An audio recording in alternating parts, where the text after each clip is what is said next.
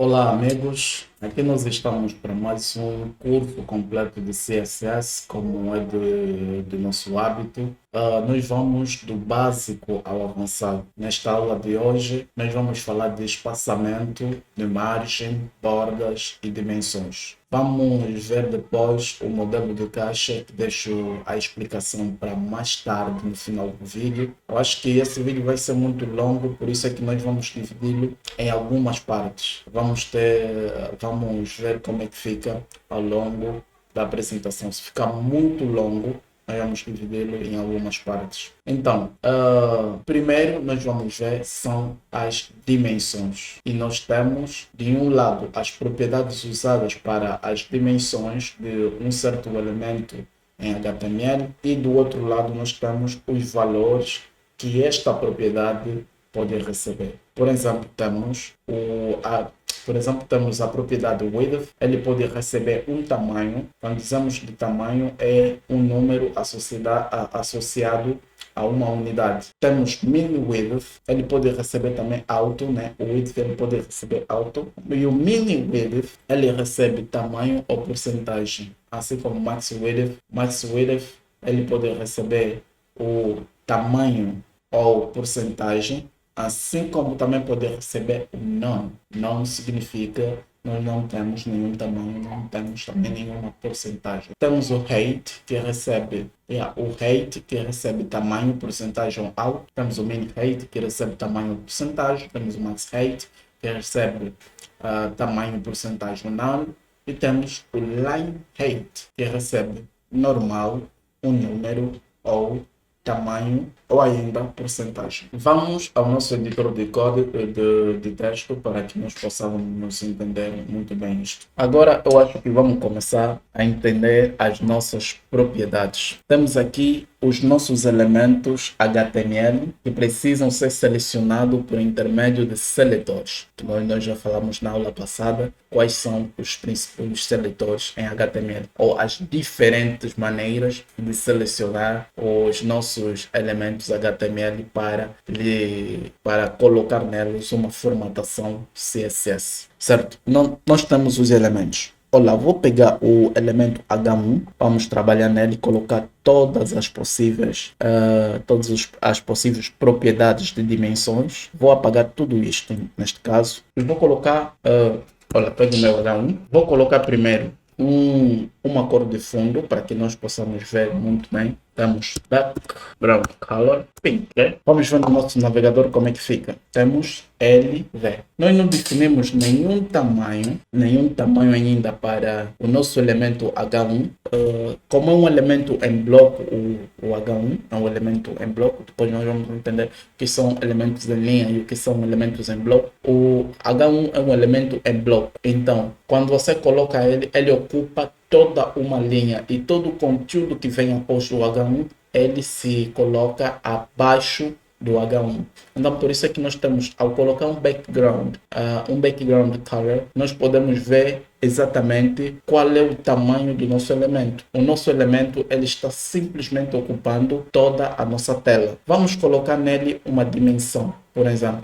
Dissemos que ele pode receber tamanho ou porcentagem. Vamos colocar, por exemplo, width. E o width é uma propriedade que recebe tamanho ou elemento. Eu posso dizer, por exemplo, 300 pixels, certo? Se nós irmos no nosso navegador, atualizarmos, agora temos uma width de 300 pixels. Ele é um elemento bloco, ocupava tudo, mas ao definirmos 300 pixels, ele começou a ocupar simplesmente os 300 pixels que nós definimos. Voltamos no nosso documento de formatação.css. O que é que nós vamos fazer agora? Vou tentar dizer, em vez de 300 pixels, como nós mencionamos agora, eu vou usar a porcentagem, vou dizer 50%. Então ele vai ocupar a metade do tamanho total da nossa tela. Nós temos aí, ele tem uma width agora de 50%. É o mesmo que nós podemos fazer com a definição do height. O height é a altura. Nós temos o width, que é a largura, e temos o height, que é a altura do elemento. Vamos ter height e vamos dizer, por exemplo, o height é de 100 pixels. Aí tinha um height automático. Ao definirmos 100 pixels, o que é que vai acontecer se nós atualizarmos? Ele vai ter um height como nós definimos 100 pixels. Aí está, mais uns 100 pixels abaixo, certo? Então, é assim que nós fizemos. E tem outras propriedades que você pode aplicar na prática. Nós falamos que tem o max width, tem o max height. Então são essas todas são propriedades. Tem o min height, todas essas aí você pode usar. O max height é a altura máxima e o max width é a largura máxima do elemento, quer dizer que ele não pode passar aquela largura, certo? Após as dimensões, a seguir nós temos o espaçamento. O espaçamento nós vamos definir através da propriedade padding. Esta propriedade vai ser utilizada para definir um espaçamento interno em elementos. Temos aí quais são as suas propriedades, né? Temos as propriedades, mas vamos ver tudo isso no nosso editor de texto para vermos em prática. E vamos apenas ter a consciência de que valores que podem receber esta propriedade padding são o tamanho ou a porcentagem. Aqui eu tenho o meu H1 que selecionamos, no qual nós estamos a trabalhar. Vamos só ver no navegador com essas propriedades que ele tem, como é que ele fica.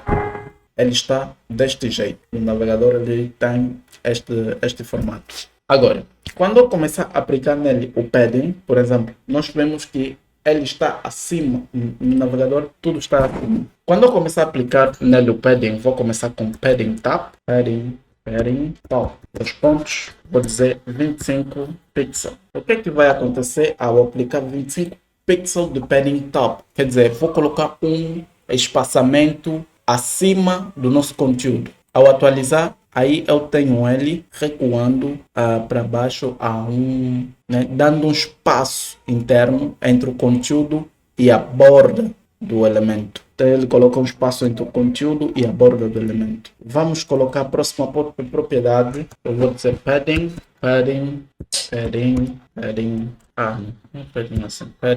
bottom. Dois pontos, dizer 25 pixels. Vou colocar o padding bottom é o espaçamento abaixo do conteúdo, e vou colocar o padding left, que é o espaçamento à esquerda do conteúdo, também de 25 pixels.